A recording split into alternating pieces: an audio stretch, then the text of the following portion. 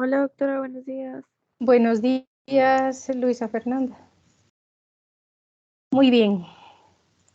Hoy nos toca ver reproducción femenina. Bueno, la mitad, ¿verdad? Parte de reproducción femenina. Vamos a tratar de cubrir hasta menopausia y climaterio, a ver si nos da tiempo para que el viernes podamos ver todo lo relativo al embarazo.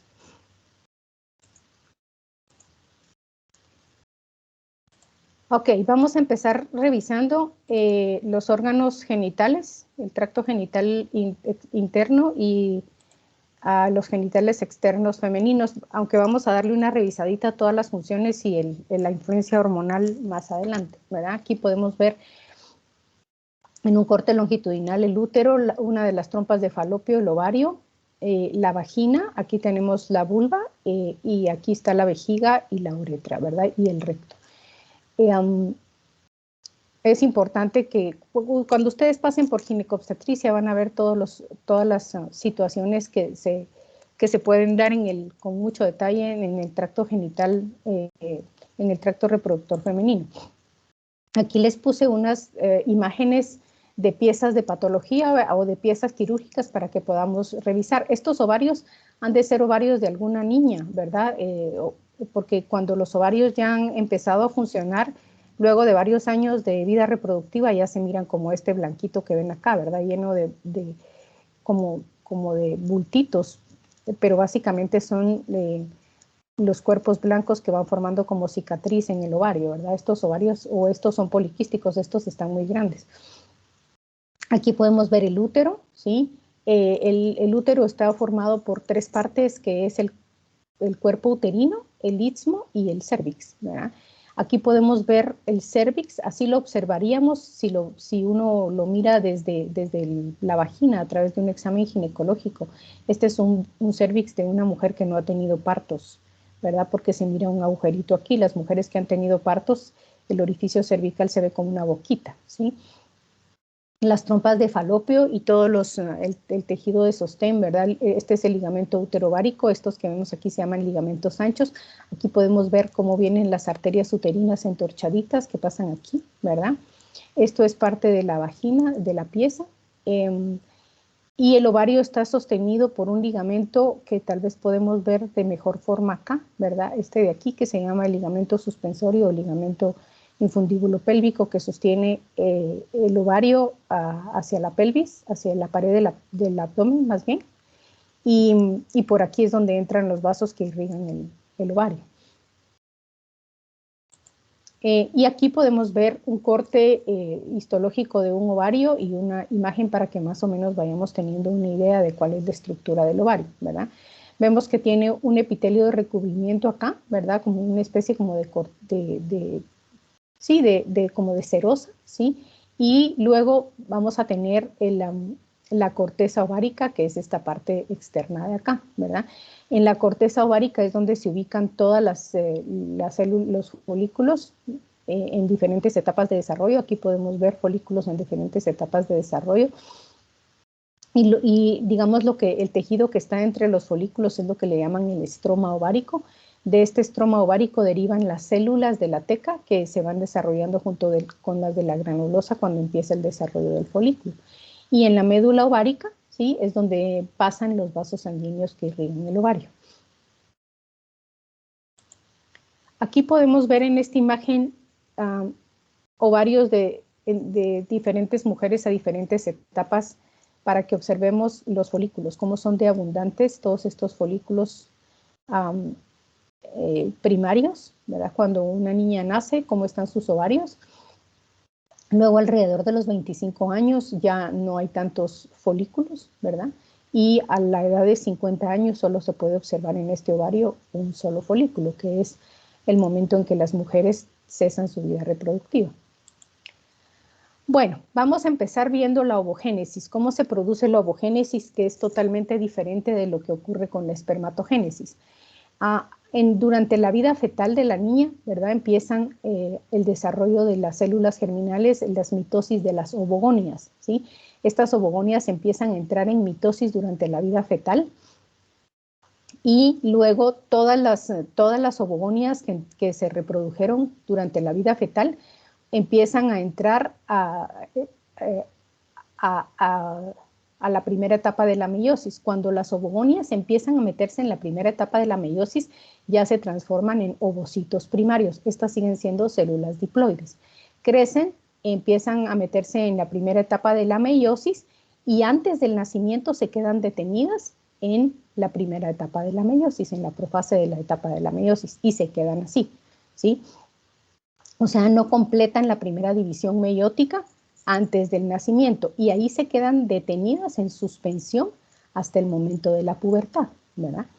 Cuando empieza la pubertad, entonces se reclutan, mencionan, hay diferentes, en los libros que tengo yo de consulta ahí, pues mencionan diferentes números, ¿verdad? Por ejemplo, les había yo mencionado al inicio de la fisiología reproductiva que las mujeres nacemos con 400.000 folículos primarios, ¿verdad? Es decir, y con ovocitos primarios detenidos en la etapa de la profase. Constanzo menciona que son 2 millones y que al llegar a la pubertad son 400.000 ovocitos primarios detenidos en la primera etapa de la meiosis, ¿verdad? La situación es que muchos de estos ovocitos primarios sufren apoptosis, ¿verdad? Se mueren. Y entonces, por eso es que cuando llegamos a la pubertad tenemos este pool de 400.000 ovocitos primarios detenidos en la primera etapa de la meiosis y son los que se van a estar reclutando para la maduración durante la vida reproductiva, ¿sí? Entonces, cuando empieza el estímulo de la GnRH y de las gonadotropinas durante la pubertad, entonces empieza el crecimiento del folículo y empieza a progresar la primera etapa de la meiosis en el ovocito primario, ¿sí? Y entonces el ovocito primario completa la primera etapa de la meiosis al momento de la ovulación, ¿sí? Es decir, no antes. No es como las espermatogonias que entran en mitosis, después entran en la meiosis y van completando todas sus etapas, sus 2 etapas meióticas hasta transformarse en espermatozoides. Con los ovocitos no es así. Los ovocitos primarios completan la primera etapa de la meiosis al momento de la ovulación. Y como se recuerdan que habíamos platicado, gran parte del material genético pasa al ovocito secundario, ¿verdad? Que es el que es ovulado y se queda adherido a ese ovocito secundario algo que se llama primer cuerpo polar. Esto no tiene una parte del material genético, pero no es una célula en sí que vaya a servir, ¿verdad? Sino que solo se queda en ovocito secundario. Entonces ven ustedes que una ovogonia se transforma en ovocitos primarios y el ovocito primario va a dar lugar a un solo ovocito secundario, ¿sí?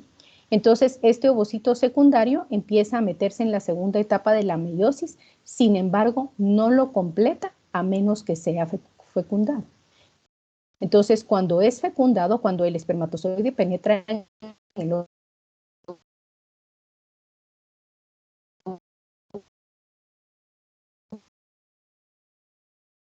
produce otro segundo cuerpo. Y entonces ya el material genético haploide de este ovocito secundario se une con el material genético haploide del espermatozoide y ya empiezan a formar el cigoto, ¿verdad? Pero esta es la diferencia entre la ovogénesis y la espermatogénesis. ¿Hay alguna pregunta?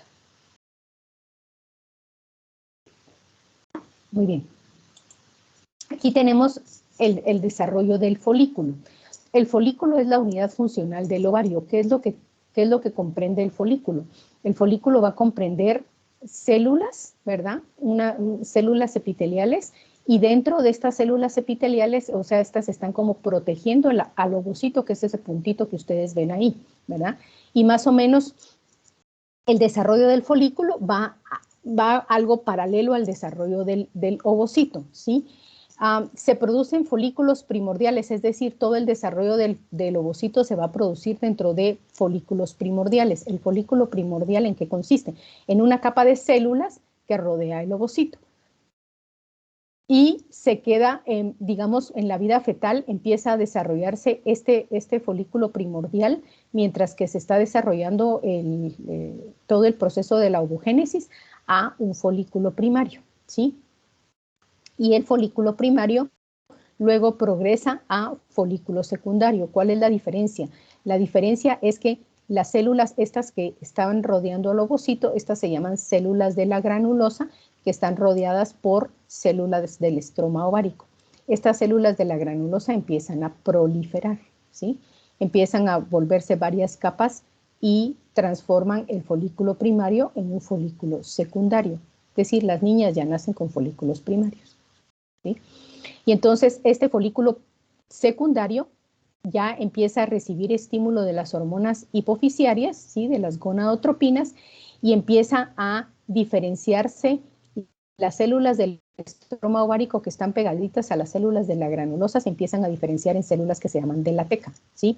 Entonces ya se forma este folículo que se llama folículo grafiano o folículo de de Graf. El desarrollo de este folículo de de Graf ya depende de las gonadotropinas y aquí vamos a tener varias capas de células de la teca y varias capas de células de la granulosa. Una parte de las células de la granulosa forma una especie de puente entre el ovocito, ¿sí? Y el resto de las células de la granulosa y siempre lo siguen rodeando, ¿verdad? Entonces, al momento de la ovulación, parte de estas células de la granulosa van a rodear al ovocito para protegerlo y nutrirlo, ¿verdad? Otra de los cambios que se producen aquí es que se desarrolla una cavidad con líquido que está rodeando al ovocito que se llama el antro, ¿verdad? Una vez que el folículo de de Graf se produce, pasan 48 horas para que ocurra la ovulación, ¿verdad? La ovulación va a ocurrir cuando se produzca un pico de LH. Entonces, hay enzimas que se producen en las células de la granulosa y que rompen la pared del folículo y la pared del ovario y entonces se sale ya vamos a ver algunas imágenes, el óvulo, ¿verdad? Si hay fertilización, entonces se va a producir el cuerpo lúteo y las células del blastocisto, del cigoto que se está empezando a dividir, empiezan a producir también gonadotropina coriónica y mantienen el cuerpo lúteo hasta que la placenta se desarrolla y puede producir hormonas. Si no ocurre fertilización, entonces las células de la teca y de la granulosa que forman el cuerpo lúteo se degeneran, ¿sí? Y se transforman en cuerpo blanco o corpus albicans. ¿Alguna pregunta?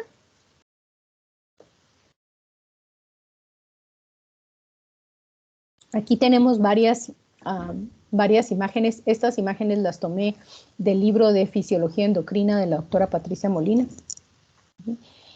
Aquí podemos ver el folículo primordial que mide 25 micras, ¿verdad? El ovocito es esto que está aquí adentro y tenemos una lámina basal y células precursoras de la granulosa, ¿sí? Este folículo primordial luego empieza a crecer, ¿verdad? Y empiezan a aparecer ya las células de la granulosa y ya se transforma en un folículo primario, ¿sí? Este paso ocurre desde el nacimiento hasta los 6 meses posparto y ahí se queda detenido el desarrollo del folículo, ¿sí? Con el ovocito en la etapa de profase, ¿verdad? Luego, cuando ya empieza la pubertad, ¿sí? Entonces un grupo de estos folículos primarios va a ser reclutado. ¿Qué quiere decir? Que va a empezar a ser estimulado, va a tener más receptores para las gonadotropinas y va a ser estimulado por las gonadotropinas y va a empezar su crecimiento, ¿sí? Este crecimiento implica que las células de la granulosa aumentan más y las células del estroma ovárico que la rodean se van a transformar en células esteroidogénicas llamadas células de la teca, ¿sí? Y entonces empieza la secreción hormonal. Y entonces empieza a crecer el folículo y se empieza a formar una cavidad aquí adentro que se llama el antro, ¿sí? Que es esto de acá, ¿verdad? El folículo crece a 150 micras. Luego ya se va a producir, digamos, de todos los folículos que fueron reclutados, que fueron estimulados por las gonadotropinas, hay uno que es el dominante. Este folículo que es el dominante es el que se va a transformar en el folículo de de Graf. Entonces, este folículo de de Graf aumenta en tamaño, se llena de líquido la parte interna del folículo, ¿sí? Dejando este puentecito de células de la granulosa aquí, ¿verdad? Que van a formar algo que se llama la zona pelúcida y el cúmulo oófuro. El cúmulo oófuros que van a rodear al óvulo cuando éste salga durante la ovulación, ¿sí? Y entonces se forma una cantidad de líquido acá que se llama el antro, ¿verdad? Este es el líquido que se derrama en algunas mujeres durante la ovulación y que produce dolor durante la ovulación. Llega a tener 5.000 micras el folículo antral o folículo de De Graaf, y esto se va a producir previo a la ovulación, ¿verdad? Este folículo va a crecer mucho más, una semana y media o una semana antes de la ovulación, hasta que se produzca la misma, ¿verdad? Y aquí tenemos de este mismo libro cuál es el proceso que ocurre de esta selección de folículos. Todos estos folículos en diferentes etapas de desarrollo son reclutados, es decir, van a ser estimulados por la FSH y van a empezar a crecer. Algunos van a crecer más rápido que otros, ¿verdad? Entonces, por ejemplo, estos que ven ustedes aquí que dicen H son folículos que continuaron su desarrollo.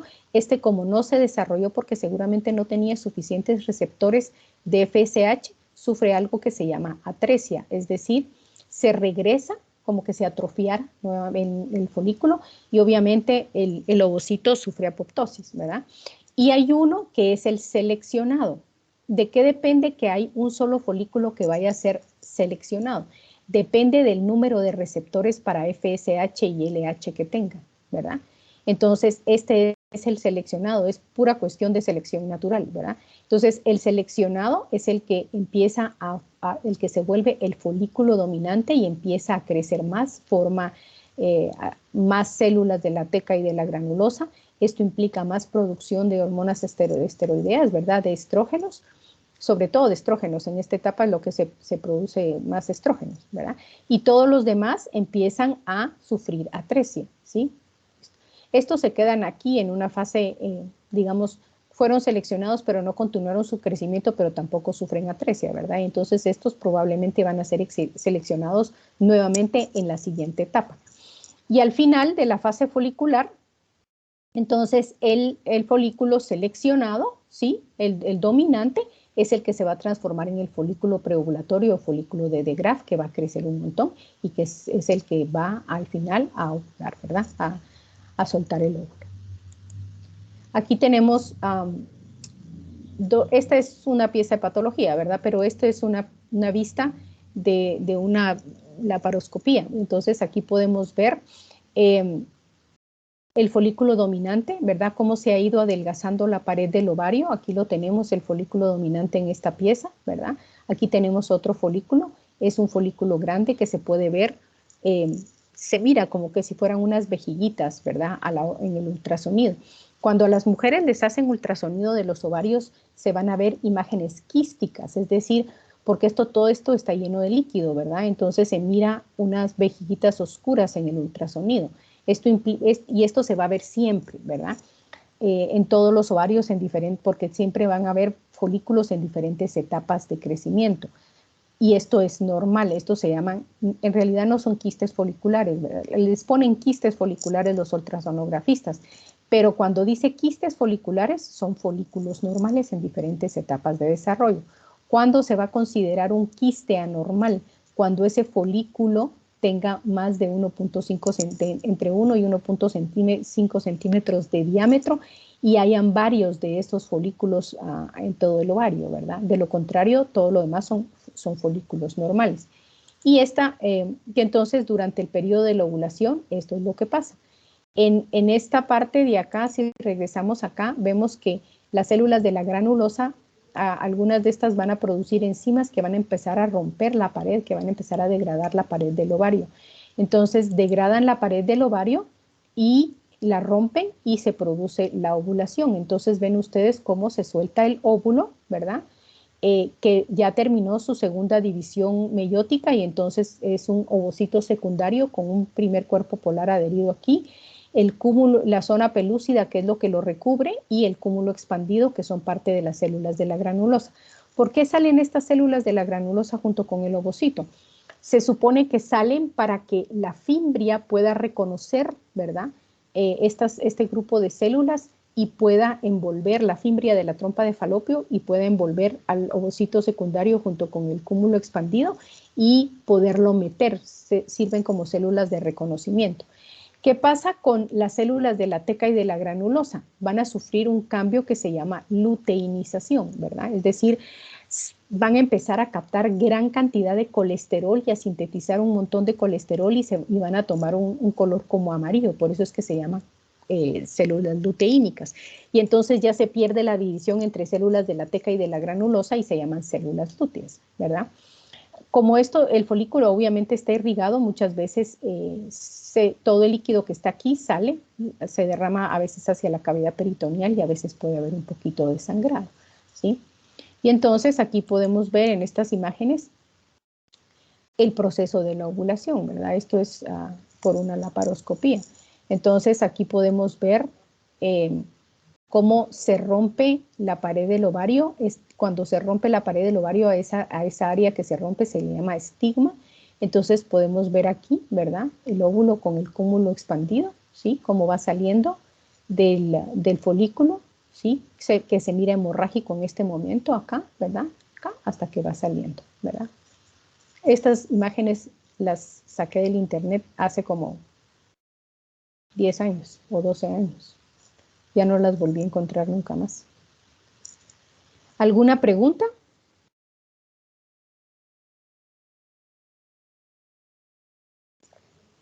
Bueno, entonces revisemos cuáles son las hormonas que se producen en el ovario.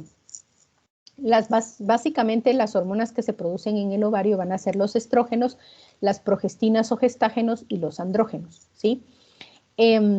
Estas van a ser transportadas por albúmina, por globulina transportadora de hormonas sexuales o también por transcortina, ¿sí? Van a ser metabolizadas en el hígado y eliminadas en la orina. ¿Cuáles van a ser los estrógenos producidos por el ovario? El beta-estradiol, que es el más activo, y la estrona, ¿verdad? Puede haber, esta producción de estrógenos depende de la conversión primero de andrógenos, es decir, primero en el ovario se sintetizan andrógenos, testosterona y androstenediona. Estos van a ser aromatizados por la CYP19 aromatasa, ¿sí? Y entonces se van a transformar en estradiol, ¿verdad? Puede haber un poco de conversión periférica a nivel del tejido adiposo de los andrógenos, tanto ováricos como los andrógenos suprarrenales en estrona, ¿sí? Y los estrógenos se van a producir, los andrógenos y estrógenos en la primera fase del ciclo menstrual, es decir, en la fase preovulatoria, mientras que las progestinas o gestágenos, que son las otras hormonas, se van a producir en la segunda fase o en la fase posovulatoria. ¿Cuáles van a ser estas hormonas? La progesterona, que es la principal, y la 17-hidroxiprogesterona, que también se produce, ¿sí? Ok, aquí tenemos el esquema que tienen en su libro de la síntesis de las hormonas ováricas. La LH va a estimular a la colesterol desmolasa en las células de la teca, ¿sí? Y entonces en las células de la teca se va a producir, esto se va a producir digamos, aquí para abajo, esto se va a producir en la primera fase, ¿verdad? En la fase preovulatoria. Y luego la síntesis de hormonas va a tomar las dos vías en la fase posovulatoria, progesterona más abundante y luego estrógeno, ¿verdad? Entonces se va a transformar en pregnenolona. La pregnenolona en la fase preovulatoria va a transformarse en 17-hidroxipregnenolona, luego de hidroepiandrosterona, luego androstenodiona, y la androstenodiona se va a transformar en testosterona. Esto, ya la androstenodiona ya pasa de las células de la teca hacia las células de la granulosa, difunde, y ahí es donde va a estar la 17 beta-hidroxiesteroide deshidrogenasa en las células de la granulosa, que va a transformar la androstenodiona en testosterona, y en las células de la granulosa está la aromatasa, que va a transformar la testosterona en 17 beta-estradiol. La FSH estimula la actividad de esta célula, de esta enzima aromatasa, para transformar la testosterona en 17 beta-estradiol. En la fase posovulatoria, entonces, la síntesis de la LH que sufrió un pico va a estimular la actividad de la colesterol desmolasa y luego la transformación de la pregnenolona en progesterona, ¿verdad? Luego, o sea, se va a ir más abundantemente la pregnenolona a la vía de la progesterona, pero siempre va a haber una síntesis de 17 beta-estradiol en la fase posovulatoria, menos abundante que en la primera fase, ¿verdad? Pero sí se va a seguir produciendo 17 beta-estradiol, aunque lo más abundante en la fase posovulatoria va a ser la producción de progesterona. Ok, aquí tenemos unas cuantas, esta imagen la tomé de Bernie Levy, entonces aquí podemos ver todo el proceso de síntesis de esteroidogénesis en el ovario, ¿verdad? Entonces, las células de la teca, ¿sí? Van a tener receptor de LH, ¿sí? El receptor de LH, cuando la LH se une, va a aumentar toda la expresión de enzimas esteroidogénicas, la expresión de la proteína STAR. Se recuerdan que esta proteína STAR es la proteína de reacción aguda de esteroides, ¿verdad? Que es la que mete el colesterol dentro de la mitocondria para que se transforme en pregnenolona, ¿sí? Y también estimula la captación de LDL, de lipoproteínas de muy baja densidad y de alta densidad para poder tomar colesterol, ¿sí? Y entonces, y también estimula la síntesis de colesterol. Entonces ya empieza la transformación de colesterol en pregnenolona, progesterona, 17-hidroxiprogesterona y androstenodiona, ¿verdad? Una pequeña cantidad de androstenodiona va a ser transformada en testosterona en las células de la teca, que es la testosterona que va a salir hacia la circulación sanguínea, ¿verdad? La androstenodiona también sale a la circulación sanguínea. Esta androstenodiona va a difundir hacia las células de la granulosa. Aquí en las células de la granulosa tenemos receptores para FSH. El receptor de FSH lo que va a hacer es aumentar la expresión de la enzima aromatasa y aumentar la expresión de receptores para LH en las células de la granulosa, ¿sí? Entonces, la androstenodiona que difundió desde las células de la teca va a ser transformada en testosterona o en estrona, ¿sí? Y la testosterona y la estrona van a ser transformadas a estradiol. Entonces, de las células de la granulosa, el estradiol siempre va a quedar una pequeña cantidad aquí para favorecer el desarrollo del ovocito, ¿verdad? Y el crecimiento de más células foliculares. Y esto es lo que va a salir hacia la circulación sanguínea. Bueno, una vez que se produce la ovulación, entonces las células de la teca y de la granulosa se transforman en células luteínicas, ¿sí? Esto implica que se van a mezclar, ¿verdad? Es decir, las células de la teca se van a mezclar con las células de la granulosa. Esto es lo que se refiere aquí a que la granulosa se infiltra por la teca, es decir, se van a mezclar, ¿verdad? Y también se va a infiltrar de vasos sanguíneos, ¿sí? Este cuerpo lúteo menstrual va a durar siempre de 12 a 16 días, es decir, tiene un periodo, en Constanzo mencionan que 14 a 16 días, ¿verdad? En Bernie Levy y en el libro de la doctora Molina mencionan que de 12 a 16 días. Pero ese es es decir, no va a durar menos de 12 ni va a durar más de 16 días, ¿sí? Ese es el tiempo que dura el cuerpo lúteo menstrual, el tiempo de vida que tiene el cuerpo lúteo, ¿verdad? Y entonces aquí podemos ver que este va a tener receptores para LH, ¿sí? Las que eran células de la teca pues ya tenían receptores para LH y las que eran las células de la granulosa, como la FSH aumentó la expresión de receptores para LH, pues ya tienen abundantes receptores para LH. ¿Qué es lo que hace la LH en las células luteínicas? Va a mediar la captación de colesterol a través de lipoproteínas o de la síntesis de nuevo de colesterol.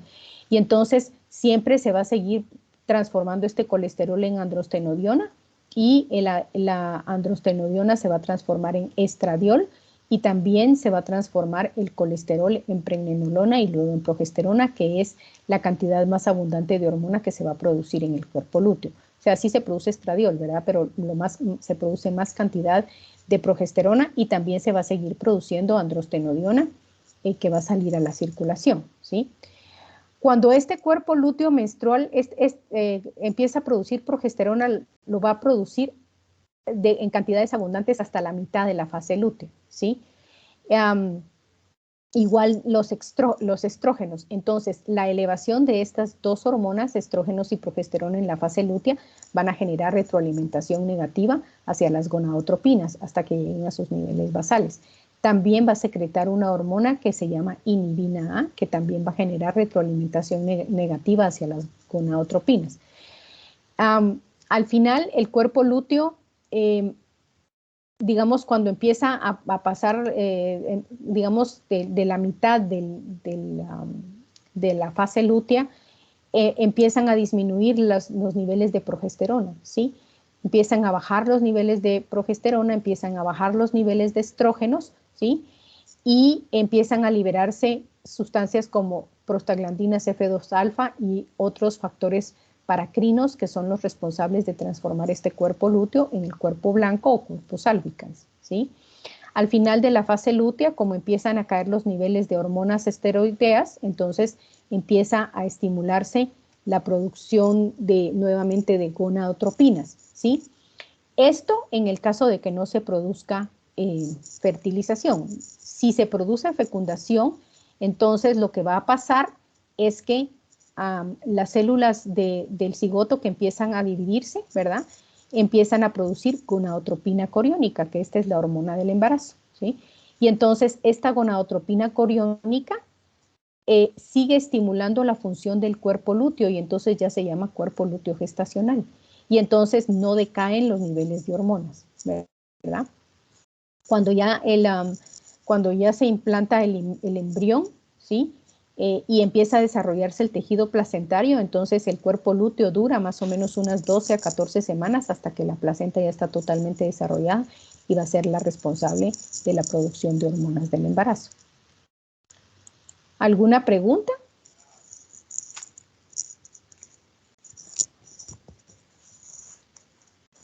Bueno, aquí tenemos, esta imagen es la que tiene su libro respecto a cómo se produce la retroalimentación durante el ciclo menstrual, ¿verdad? Durante la fase folicular, más o menos la primera mitad de la fase folicular, vamos a tener esta situación, ¿verdad? El hipotálamo va a producir GNRH, siempre recuérdense que de carácter pulsátil. La GNRH va a estimular a la pituitaria anterior para que produzca FSH y LH, y estas van a estimular la producción de estradiol por el ovario. El estradiol va a generar retroalimentación negativa en la primera mitad de la fase folicular, de la fase preovulatoria, ¿verdad? Hacia la pituitaria anterior y hacia el hipotálamo. Ahora, de repente ocurre algo, ocurre que a la mitad del ciclo, un poquito, digamos en la segunda parte de la fase preovulatoria del ciclo menstrual, va a empezar a haber una gran cantidad de estradiol, ¿sí? Se va a producir una gran cantidad de estradiol por el folículo dominante, ¿sí? El folículo dominante va a tener un montón de capas de células de teca y granulosa que van a estar produciendo estradiol en cantidades abundantes, y entonces aquí es donde se produce esto, ¿verdad? Que ocurre más o menos a la mitad del ciclo menstrual, ¿sí?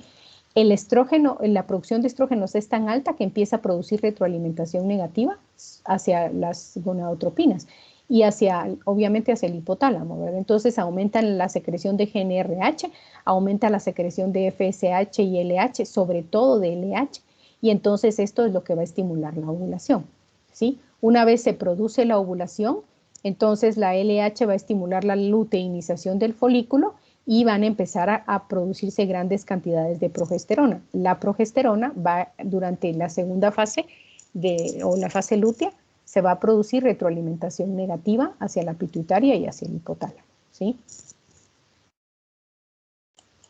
Muy bien, aquí tenemos una imagen donde están todos los ciclos, ¿verdad? Todas las concentraciones de hormonas hipotalámicas, hipofisiarias y hormonas ováricas, y aquí tenemos las fases de desarrollo del folículo, ¿sí? Entonces podemos ver cómo va aumentando acá la frecuencia de los pulsos de la GNRH hasta producir un pico un poco antes de la mitad del ciclo, ¿verdad? Aquí vemos cómo la FSH tiene más altas concentraciones que la LH, más o menos como a la mitad o 2/3 de la fase folicular. Entonces ahí empieza a caer la concentración de FSH, si se dan cuenta aquí. Ahora, ¿por qué pasa esto? Pasa porque ustedes se dan cuenta acá cómo los estrógenos se van elevando, se van elevando, se van elevando, se van elevando. Y entonces aquí, en este pedacito de acá, ¿verdad? Va a coincidir con una elevación abrupta de la producción de estrógenos. Esta elevación abrupta de la producción de estrógenos va a coincidir con una caída de la FSH y con un inicio de un aumento de la LH, ¿verdad? Empieza a producirse el pico de estrógenos aquí, empieza a aumentar concentración, la liberación de LH. Esto es causado, o sea, este aumento de los estrógenos es lo que causa la retroalimentación positiva hacia la LH y obviamente hacia la GNRH, ¿verdad? Hasta que se produce el pico de la LH, pico de estrógenos, pico de LH. La inhibina, ¿qué es lo que hace la inhibina? ¿O para qué sirve la inhibina? Esta es la inhibina B, ¿verdad? La que se libera en la fase preovulatoria. La inhibina sirve para disminuir un poco las concentraciones de FSH, ¿sí? ¿Y esto con qué fin? Esto con el fin de que, acuérdense que aquí hay un montón de folículos que se están desarrollando, ¿verdad?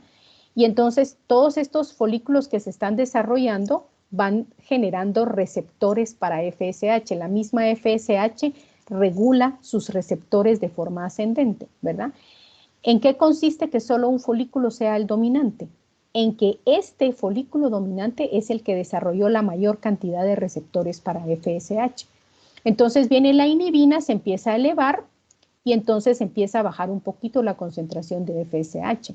Solo el folículo que tiene abundantes cantidades de receptores de FSH va a poder sobrevivir con estas bajas concentraciones de FSH que se dan en el tercio, digamos, en el tercio final de la fase folicular. Y entonces es el que se va a desarrollar como folículo dominante, ¿verdad?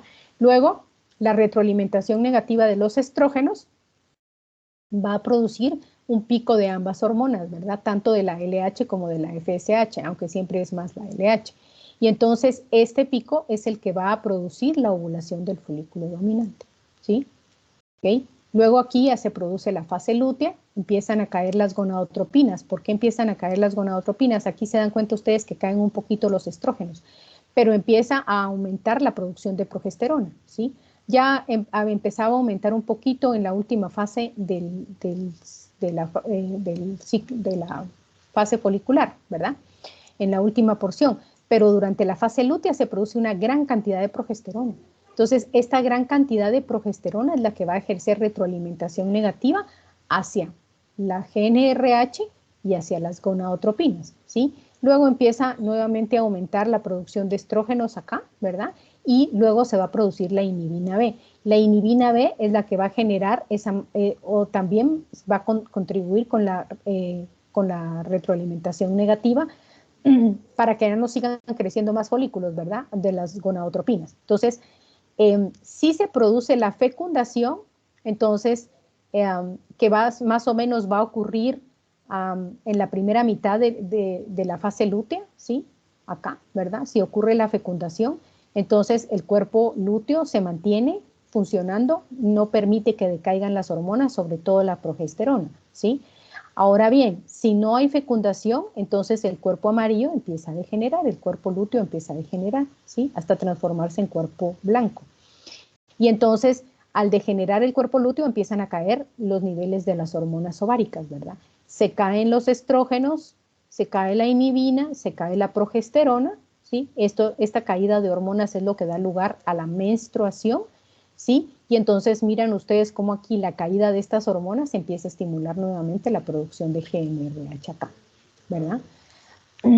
¿Preguntas, jóvenes?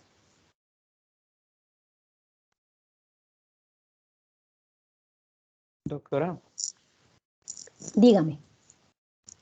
perdón, o sea que la inhibina más o menos es como, bueno, hasta cierto punto, no sé si va a sonar algo feo, pero es como un mecanismo de defensa que tiene el cuerpo para evitar que se den como complicaciones en un embarazo o cosas así, porque lo que busca en sí es como poner a prueba los diferentes folículos y decir, bueno, vamos a ver quién es el más fuerte y a final de cuentas, pues ese es el que va a poder salir a ser fecundado.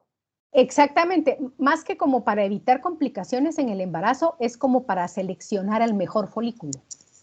Pura selección natural. ¿Cuál es el mejor? ¿Cuál es el que se desarrolló más, el que tiene más receptores para FSH? Es el mecanismo de selección natural del mejor folículo, ¿verdad? Eso es, para eso sirve la inhibina. Exactamente. Gracias, doctora. De nada. ¿Otra pregunta?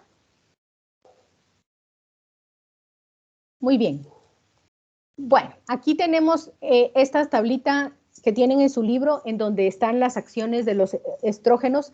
Recuérdense que los estrógenos van a favorecer el desarrollo del folículo, ¿verdad? Y también van a generar que las células de la granulosa obviamente también van a liberar sustancias que van a mantener la nutrición del ovocito y que van a favorecer la progresión del ovocito, o sea, que termine, que complete su primera división meiótica, ¿verdad?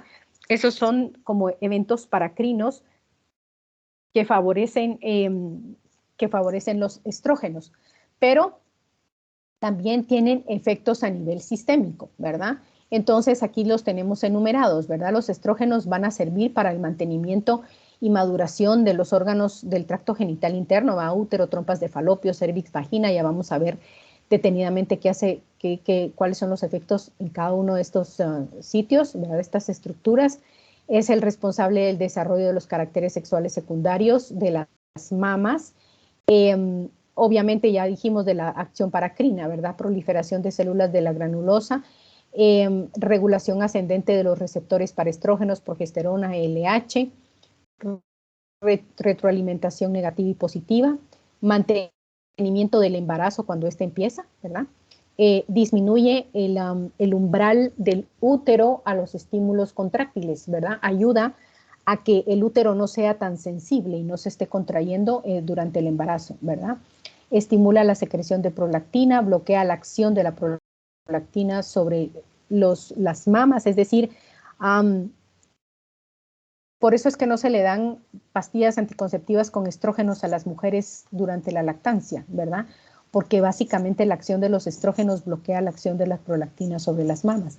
Ayuda a disminuir el colesterol malo, ¿verdad? El LDL y el VLDL, y favorece el aumento del HDL y favorece la actividad de los osteoblastos, ¿sí? Entonces es una hormona que evita la osteoporosis, ¿sí? Aquí tenemos en esta imagen algunas otras acciones. Por ejemplo, va a dar la distribución de grasa típica femenina, ¿verdad? Es decir, que las mujeres acumulen grasa en esta parte inferior del cuerpo, en la cadera, en las nalgas, en los muslos. Esa es la distribución en el abdomen bajo de la grasa típicamente femenina, ¿verdad? Va a tener a efectos a nivel del sistema nervioso central, efectos cognitivos, el comportamiento típicamente femenino, ¿verdad?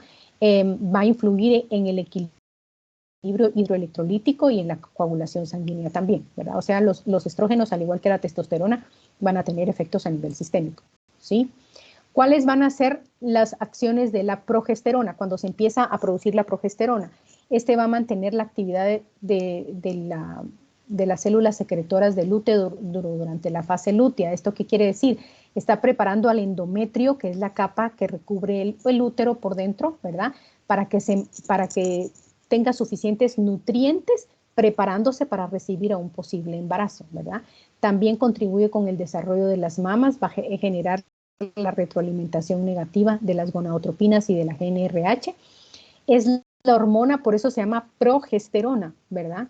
Porque es la hormona encargada de mantener el embarazo cuando éste se da, y en la parte final del embarazo aumenta la sensibilidad del útero a estímulos contráctiles, es decir, hace que el miometrio, ¿verdad? Que el músculo uterino aumente la cantidad de receptores para oxitocina al final del embarazo. Esto ocurre al final del embarazo, ¿sí? Bueno, aquí tenemos un cuadrito donde están todas las hormonas. Esta la pueden revisar ustedes con mucho detenimiento después cuando miren la grabación, ¿verdad? Aquí están todas las hormonas que se van a producir durante el ciclo menstrual, la GnRH, que es lo que hace, la FSH, la LH, los estrógenos, ¿verdad? Con todas sus acciones, y la progesterona, que es producida por el cuerpo lúteo, y que es lo que hemos estado platicando ahorita, ¿sí? Vamos a revisar algo del aparato reproductor, cuál es la regulación hormonal de todas las estructuras del aparato reproductor femenino. Las trompas de falopio, que también se les llama trompas uterinas u oviductos, ¿verdad? Porque son los tubitos a través de los cuales viaja el óvulo hacia la cavidad uterina y a través del cual viajan los espermatozoides para encontrarse con el óvulo, ¿verdad? De hecho, ustedes saben que la fecundación ocurre en las trompas uterinas.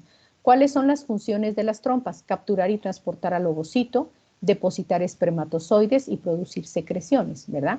Estas secreciones van a mantener la viabilidad del ovocito durante su viaje en la trompa, inducen la capacitación e hiperactividad de los espermatozoides, o sea que aquí es donde ocurre la capacitación de los espermatozoides, también donde ocurre la fecundación, y luego si ocurre fecundación, nutren y desplazan al blastocisto, ¿verdad? O sea, al óvulo fecundado, al cigoto, ¿sí? ¿Cuál va a ser la regulación hormonal de las trompas? Es decir, las trompas van a estar sujetas a regulación hormonal durante las dos fases del ciclo menstrual, ¿verdad? Durante la fase folicular, los estrógenos van a aumentar el tamaño de las células epiteliales y de los cilios. Las células epiteliales de las trompas son células ciliadas, ¿verdad? Entonces, el movimiento de estos cilios favorece el movimiento de los gametos que se están transportando por ahí, ¿verdad? Va a aumentar el tono muscular y el flujo sanguíneo de la trompa y la secreción de glucoproteínas y moco, que son los que van a mantener la viabilidad de los gametos y van a inducir la capacitación de los espermatozoides. Ahora, ¿qué pasa durante la fase lútea? Durante la fase lútea, la progesterona y los estrógenos van a reducir el tamaño y función de las células epiteliales y de los cilios, ¿verdad? La progesterona va a inducir pérdida de cilios, reducir la secreción de moco y reducir el tono muscular, ¿sí? Las células epiteliales van a tener también receptores para LH, ¿sí? En el útero, ¿qué funciones va a tener? Uno, movilizar espermatozoides, es el medio adecuado para la implantación y limita la invasión del embrión, ¿sí? Esto es a nivel del endometrio, va a formar la cara materna de la placenta y los espacios intervellosos y aloja al feto durante el embarazo y luego lo expulsa durante el parto. Básicamente esa es la función del útero, ¿sí? Es decir, prepararse para recibir un embarazo, mantener el embarazo ahí y luego generar acciones para expulsarlo cuando ya termine el embarazo. El endometrio va a estar sujeto a una regulación hormonal bien intensa, ¿verdad? Digamos, las fases del útero, el útero va a tener fases similares a las fases que hablamos de fase folicular y fase lútea, ¿verdad? La fase preovulatoria, que coincide con la fase folicular en el endometrio, se le llama fase proliferativa, ¿sí? Esta fase proliferativa va a estar dada por el aumento de los estrógenos, ¿sí? Y entonces, ¿qué inducen los estrógenos en el endometrio del útero? Crecimiento y multiplicación de las células basales y aumentan la expresión de receptores para progesterona. Entonces, por eso se le llama fase proliferativa. Básicamente, la capa endometrial crece y se multiplican las células, ¿verdad? Luego, la fase posovulatoria, que coincide con la fase lútea, se llama fase secretora, ¿sí? En esta fase, acuérdense que hay más cantidad de progesterona. ¿Qué es lo que hace la progesterona en el endometrio? Va a hacer una diferenciación entre las células epiteliales y estromales o predesiduales, es decir, hace que se diferencien las células, ¿verdad? Luego va a hacer que las glándulas del endometrio se vuelvan tortuosas, engrosadas y que aumenten las secreciones, se llenan de vacuolas con secreciones, ¿verdad? Y aumenta la adhesividad epitelial, es decir, hacen que todas esta capa de células basales que creció durante la fase proliferativa, que se engrosó, se puso esponjosa y se puso edematosa durante la fase secretora, esté bien pegadita, ¿verdad? No se desprenda fácilmente del útero, ¿sí? Y luego el endometrio tiene una tercera fase que es la fase menstrual, ¿verdad? La fase menstrual ocurre cuando se caen al final de la fase lútea, cuando se caen los niveles de hormona porque ya degeneró el cuerpo lúteo, ya está degenerando el cuerpo lúteo, entonces empiezan a caerse los niveles de estrógenos y progesterona. Entonces la caída de estas hormonas, principalmente de progesterona, va a producir un desprendimiento de la lámina funcional, o sea, de todo este tejido que creció y que se puso edematoso. Se desprende, ¿verdad? Y es lo que genera la menstruación. Esta fase va a durar de 4 a 5 días aproximadamente en promedio, ¿verdad? Con una pérdida sanguínea de 25 a 35 mililitros, ¿verdad? Que va a coincidir, o sea, el periodo de la menstruación va a coincidir con el inicio de la fase folicular, ¿sí? ¿Alguna pregunta? Doctora, disculpe. Dígame. ¿Solo con qué fase dijo que coincidía la fase proliferativa? La fase proliferativa coincide con la fase folicular. Gracias, doctor. Ok. Y entonces, aquí tenemos una imagen en donde podemos ver las capas del endometrio, ¿verdad? La zona basal, esta es la zona basal, aquí podemos ver una arteria arciforme, luego una rama radial de la arteria arciforme que se van a transformar en arterias espirales, ¿sí? Aquí tenemos glándulas uterinas, ¿sí? Y entonces esta es la zona funcional. La zona basal, esta es la que empieza a crecer y es la que se empieza a engrosar y a aumentar de grosor acá y que luego se pone esponjosa, ¿verdad? Entonces las arterias espirales van a dar lugar a capilares, ¿verdad? A vasitos capilares que van a infiltrar todo el endometrio de la zona funcional. Cuando esta zona funcional se desprende, entonces lógicamente, ¿por qué es que sangran las mujeres, verdad? Porque se rompen estos vasitos acá y entonces se produce el sangrado y el desprendimiento cuando se desprende la zona funcional. Y entonces aquí tenemos este esquema en donde nuevamente vemos aquí los niveles de las hormonas ováricas y los cambios en el endometrio, ¿verdad? Entonces tenemos aquí la elevación de los estrógenos durante la fase folicular, ¿verdad? Entonces la primera parte de la fase folicular va a constituir la menstruación, ¿verdad? Son 4 o 5 días en los que esta capa del endometrio se desprende y se produce la menstruación, ¿verdad? Que dura en promedio 4 a 5 días, ¿sí? En promedio, hay mujeres que tienen más tiempo de menstruación, otras que tienen menos. Y entonces, mientras que se está desprendiendo esta capa vieja, digamos, empieza ya a proliferar la fase, la lámina basal y empieza una vez que se desprendió la capa vieja, empieza a proliferar la membrana basal y a producir la membrana funcional del endometrio, ¿verdad? Se regenera y se empieza a engrosar. Esto es lo que se llama fase proliferativa.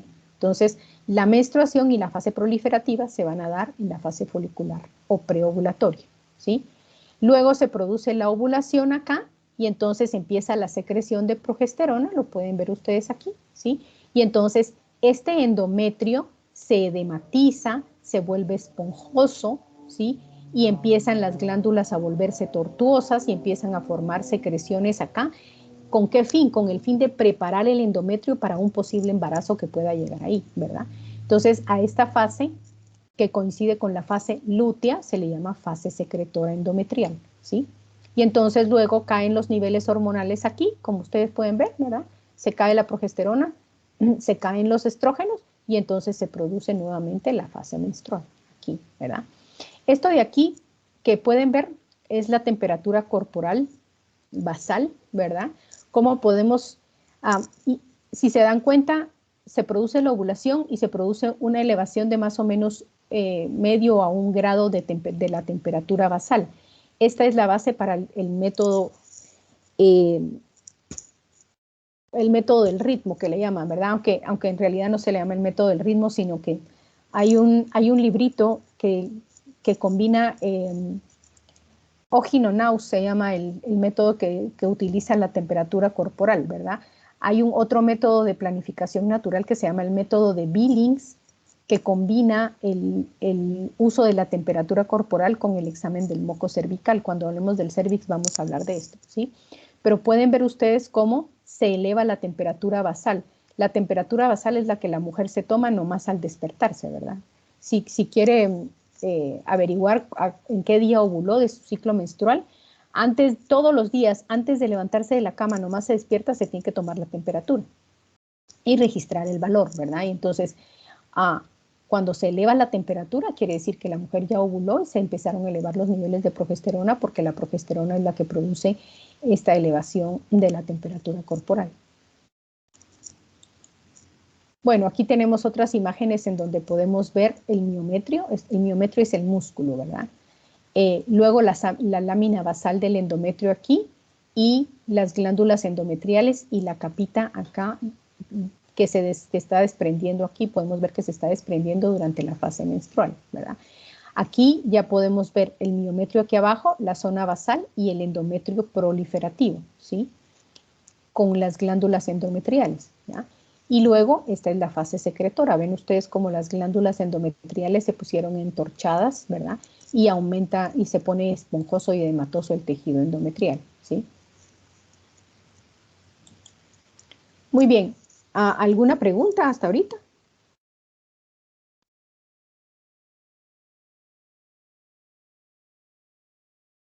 Bueno, aquí tenemos algunas definiciones que me imagino que ustedes ya las vieron en semiología con la doctora Ananda o la doctora Sotelo, ¿verdad? La menarquia se produce en promedio a los 10.5 años, ¿verdad? Con una variación hasta los 12.5 años, anormal si pasa de los 15 años, ¿sí? El ciclo típicamente dura 28 días, ¿sí? Esto es lo típico, pero puede tener una variación de 21 a 35 días incluso en la misma mujer, ¿verdad? O sea, que un ciclo dure 21 días o que dure 30 o que dure 32 o que dure 35, todo esto es normal. Es anormal si dura menos de 21 días o dura más de 35 días, ¿sí? Ustedes se recuerdan cuándo tiene que contar uno el ciclo menstrual, ¿verdad? ¿Cuál es en qué momento iniciamos a contar el ciclo menstrual? ¿El primer día de menstruación? Exacto, desde el primer día de la menstruación, ¿verdad? Ahí empezamos a contar hasta el primer día de la siguiente menstruación, ¿sí? Luego, ¿cuánto dura la menstruación? En promedio 4 días, puede ser de 1 a 7 días, no es normal que dure más de 7 días. La pérdida sanguínea en promedio es 35 cc, puede tener una variación de 20 a 80 cc y no es normal si tiene una pérdida de más de 80 cc. ¿Cómo han determinado estas pérdidas sanguíneas? Lo que han hecho, ¿verdad? Es hacer que las mujeres utilicen una toalla sanitaria, ¿sí? O un tampón, ¿verdad? Cualquiera de las dos cosas. Lo pesan antes, ¿sí? Antes de que la mujer se lo coloque, se lo coloca y lo vuelven a pesar cuando está totalmente empapado, ¿verdad? Cuando ya ocupó toda su superficie de absorción, lo vuelven a pesar y así determinan la cantidad de sangre que ha perdido, ¿verdad? De acuerdo al peso, ¿sí?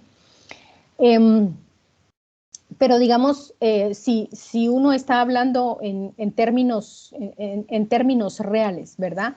Es normal que una mujer se gaste un paquete de 10 toallas o de 10 tampones, sea lo que sea que use, ¿verdad?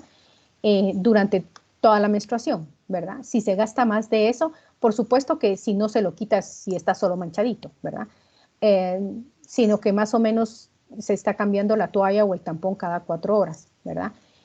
Si usa más de esto, ¿verdad? Entonces ya uno puede asociar que la mujer tiene una pérdida muy grande de sangre, ¿sí? Ciclos, estas son algunas definiciones que, como les digo, las han de haber ya visto en semiología, ¿verdad? Pero se las van a preguntar cuando ustedes lleguen en 5º año a la ginecobstetricia. La amenorrea se le llama la ausencia de menstruación por más de 3 ciclos. Oligomenorrea cuando el intervalo entre menstruación y menstruación es mayor de 36 días. Polimenorrea sí el intervalo entre menstruación y menstruación es menor de 21 días. Hipermenorrea o menorragia son ciclos regulares que duran más de 7 días con hemorragia abundante, ¿verdad? Eso se le llama menorragia. Metrorragia son ciclos irregulares con más de 7 días de duración. Y menometrorragia, hemorragias prolongadas o abundantes durante intervalos irregulares, ¿sí? Actualmente todas estas hipermenorrea, metrorragia o menorragia se han agrupado en algo que se llama hemorragia uterina disfuncional, ¿verdad? Así se les llama actualmente, en lugar de estar poniendo todas estas definiciones que a veces lo pueden confundir a uno, se le pone hemorragia uterina disfuncional.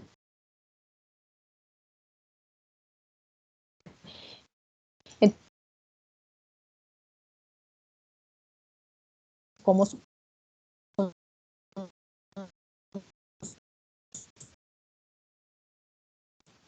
dentro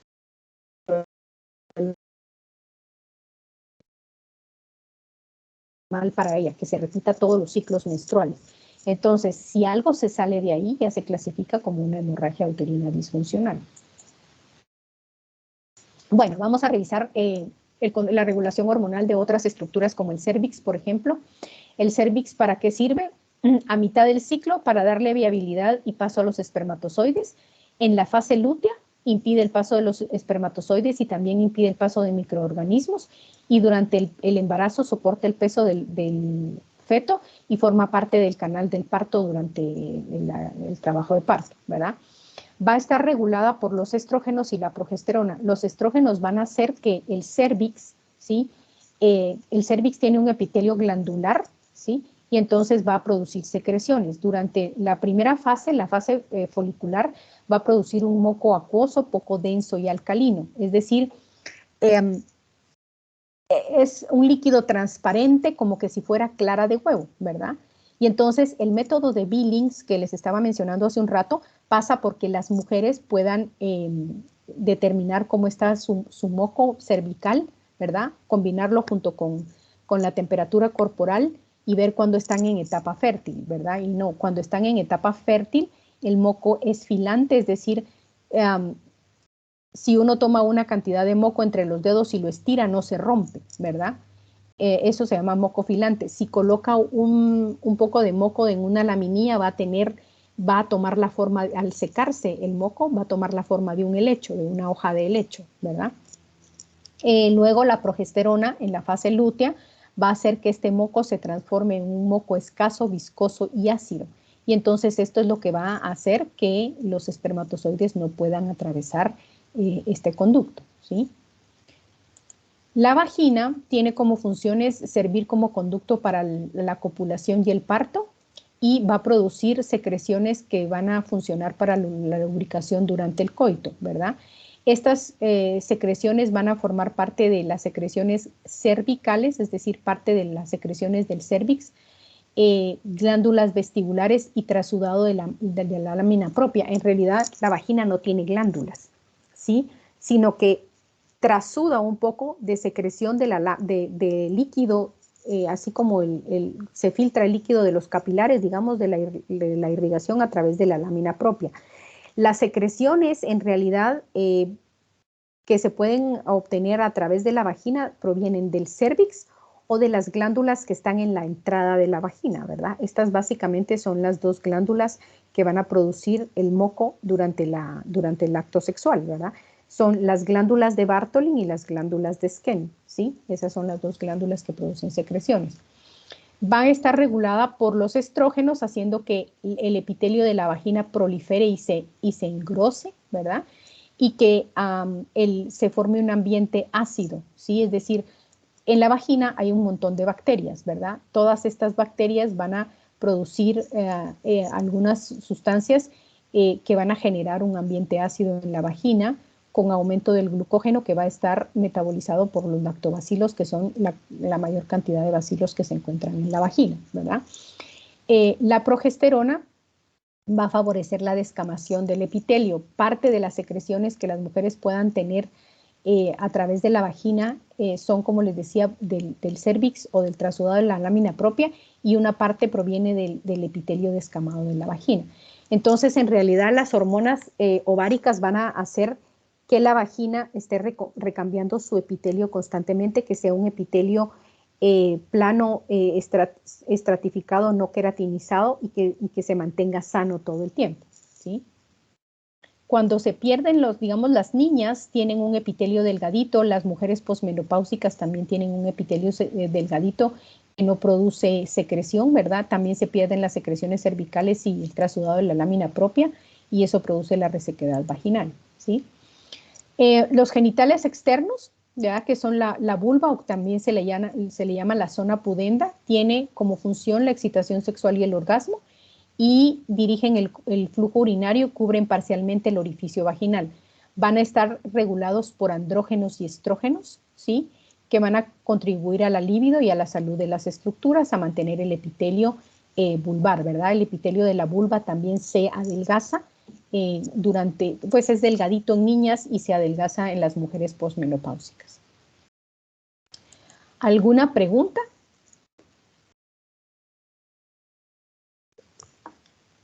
Muy bien, aquí tenemos la escala de Tanner. ¿Se recuerdan la escala de la Puvarkian de los varones?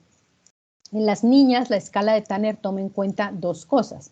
La pubarquia o adrenarquia, que es el desarrollo del vello púbico, y la telarquia, que es el desarrollo de las mamas, ¿verdad?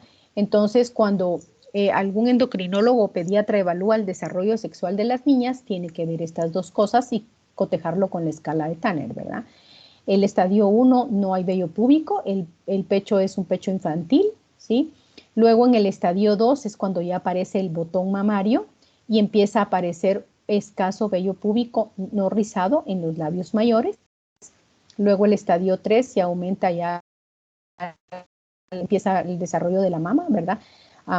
Empieza a desarrollarse la areola y el vello rizado, ¿verdad? Mucho más abundante y oscuro. Y así, ¿verdad? Hasta que llegamos al estadio 5, que ya se ve, es la mama de una mujer adulta, ¿verdad? Y la distribución típica del vello púbico femenino.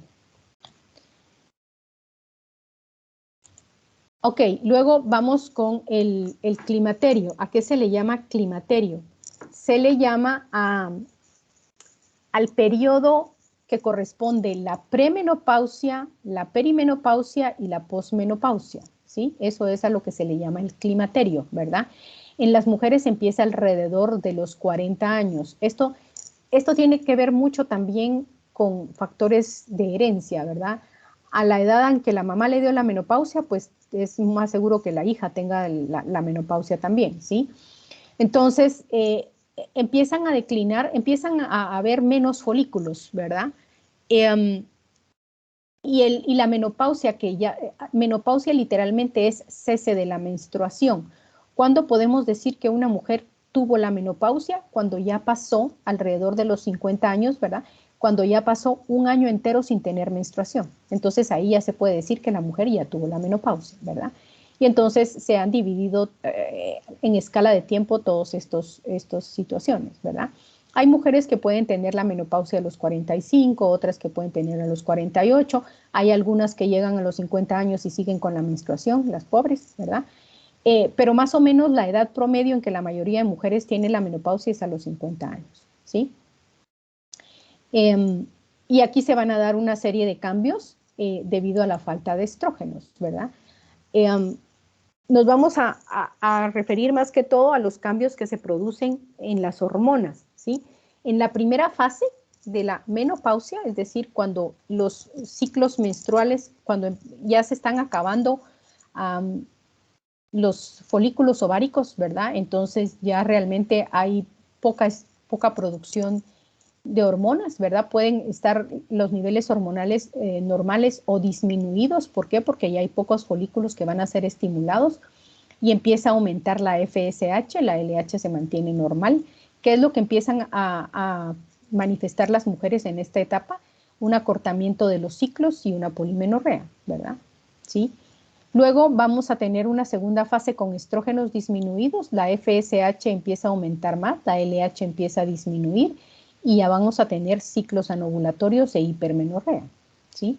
Y por último, ya después de la menopausia, estrógenos totalmente disminuidos, ya no se producen estrógenos, ¿verdad? Ováricos, obviamente, ¿verdad? La FSH va a estar aumentada, la LH va a estar aumentada, pero siempre va a ser la FSH más que la LH y ya las mujeres entran en amenorrea. Aquí básicamente se acabaron los folículos. Aquí hay algunos folículos todavía medio funcionando, pero ya no se estimulan muy bien, ¿verdad? En la primera y en la segunda fase, hasta que se ocurre la amenorrea. Obviamente, en estos momentos las mujeres van a empezar, cuando empiezan a disminuir los niveles de estrógenos, sí empiezan a manifestar algunas molestias, ¿verdad? Dentro de las molestias más prominentes son los famosos calores o bochornos. La falta de estrógenos y el aumento de los niveles de gonadotropinas empiezan a dar inestabilidad vascular. ¿Esto qué significa? Que los vasos sanguíneos de la parte superior del cuerpo van a empezar a tener espasmos, ¿sí? Se vasodilatan, ¿sí? Los vasos sanguíneos cutáneos, ¿sí? De la parte superior del cuerpo, o sea, de la cintura para arriba, ocurre vasodilatación cutánea y es cuando las mujeres tienen los bochornos o los calores, ¿verdad? Se ponen rojas y empiezan a sudar y empiezan a tener calor y empiezan con soplarse, ¿verdad? Andan con sus abanicos o con unos ventiladorcitos de baterías ahí soplándose y luego sufren vasoespasmos y entonces empiezan a sentir escalofríos, ¿verdad? Algunas veces esto es muy incómodo, les pasa con mucha frecuencia durante la noche, pero puede pasar a cualquier hora del día. Y entonces se despiertan en la noche muriéndose del calor, a ver, algunas otras se van a bañar y ya no duermen bien. Y entonces la falta de sueño y estos cambios vasculares es lo que produce también algunas alteraciones en el estado de ánimo, ¿verdad?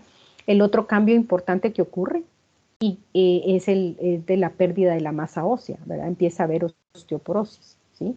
Luego todas las mamas disminuyen un poquito de tamaño, empieza a haber resequedad vaginal, atrofia de no atrofia, sino que adelgazamiento de todo el epitelio urogenital, y entonces las mujeres pueden empezar a tener, por ejemplo, aumento de la incidencia de infecciones urinarias o de infecciones vaginales, ¿verdad? Se puede volver un poco complicado el coito porque ya no hay lubricación, ¿sí? Entonces, por todas estas molestias, muchas veces las mujeres buscan terapia de reemplazo hormonal, ¿verdad? Es decir, el uso de estrógenos, ya sea solos o combinados, para aliviar las molestias de la posmenopausia, ¿sí? ¿Alguna pregunta? Bueno, aquí podemos ver en esta gráfica cómo se da la reducción de la progesterona y de los estrógenos a lo largo de toda la vida, ¿verdad? Empieza la reducción alrededor de los 35 años, empieza a haber una reducción de la producción de progesterona y de los estrógenos, ¿verdad? Con la disminución de los folículos ováricos funcionales, ¿sí? A la edad de los 50 años es donde se produce la menopausia, ¿verdad? Luego podemos ver aquí un ovario atrófico, ¿verdad? Este es un ovario atrófico de una mujer posmenopáusica. Ya solo se mira como un listoncito blanco, ¿sí? Muy bien, jóvenes, vamos a terminar aquí y el viernes nos vamos a dedicar a todo el proceso del embarazo. ¿Alguna pregunta?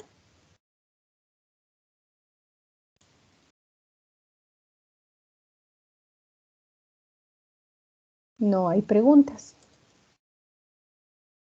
Todo claro hasta el momento, doctora. Perfecto. Entonces, si tienen alguna duda de la lectura o de lo que vimos hoy, lo podemos resolver el viernes, que ya es nuestra última clase, ¿verdad?